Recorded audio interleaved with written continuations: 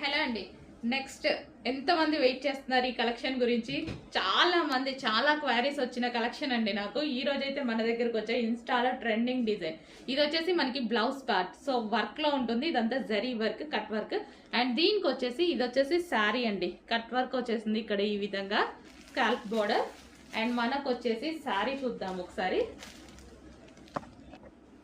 So overall sari look చూద్దాము. So మనకి ఇది వచ్చేసి మనకి 4 సైడ్స్ ఈ విధంగా వచ్చిందండి స్కాల్ప్ బోర్డర్.